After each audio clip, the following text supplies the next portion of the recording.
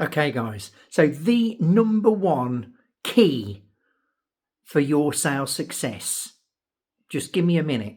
Okay. I used to say it's a bunch of keys. I used to say that, and that is true. And in future videos, I will break down the other keys. But there is one key that is going to define your sales success, and nobody does it. Okay. All top people do it, but your average sales guy doesn't do it. And it's because he is lazy. Okay. Salespeople generally get into sales, or your average guy generally gets into sales because initially he's got a tough job. Okay. This was me. I'll give you a personal example. I used to make windows. I am a joiner by trade. Okay. Now, I was a factory manager. So I used to deal with all of the reps for hardware, everything, profile, everything. And they would swagger in their nice suits, nice haircut, nice watches, and just talk for a living.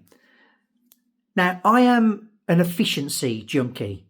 So working hard with my hands all day, as opposed to just swooning in a nice suit, having a chat, and that's how you earn your living, that had great appeal to me. And I thought to myself, I've got to do this. And so eventually I got into it. Okay. Now, the key is what I did a lot of before I got into it. Okay. Now, some of you will realise what this key is, some of you won't. The key, no, hang on, I'm jumping ahead, right? Average salespeople don't do this because they're just bloody lazy. Okay. They've got a hard job and they want an easy job. And they don't want to make that easy job any harder than they have to do. This is why they don't do what the number one key to sales success is. They just don't do it. Okay, so I'll cut to the chase. The number one key for sales success is your training. Simple as that. You must train a little bit, at least a little bit, every single day. Okay, you can cram if you like, spend a couple of hours every Saturday, but I wouldn't actually recommend that. I think doing daily training is the key. If it's just a constant podcast that's on in the background, whether it's in your car, at your desk, on your tea breaks, anything like that, constantly be reminding yourself about your sales training, because there's a lot to remember and therefore there's a lot you can forget.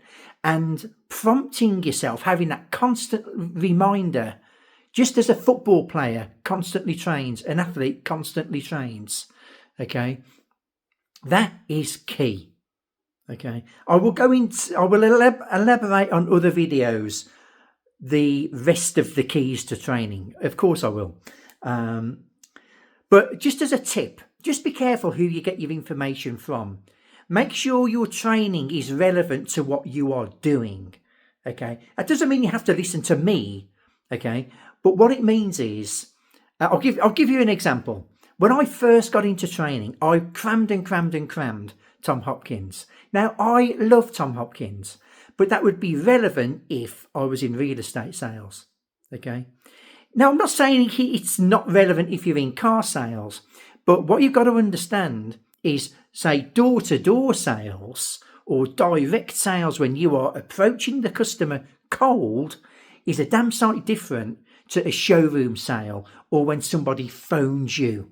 It's completely different. Okay, so whatever sales training you listen to, you must make sure it is relevant to the environment that you are selling. So I'm sort of moving into another key there, but nevertheless, it's all training. The number one thing, the number one key to your success is training. You must do it on a daily schedule. You must. All of my own personal sales success is always correlated to, am I listening to a podcast? Back in the day, for me, it was CDs on my iPod. Okay, I would plug myself in at work. This is how I started training. Okay, I was making windows, but I'd made a decision that I am getting into training, and I do not want to get into training into sales. I'm going to get into sales, but I am not going to get into sales without absolutely cramming my head for the sales techniques. And yes, in some respects, I went a slightly wrong route. I just bought loads of Tom Hopkins CDs, right?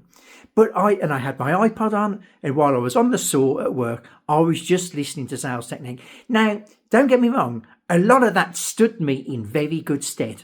It did. And I was able, my very first interview, I was able to sound like such a pro, okay?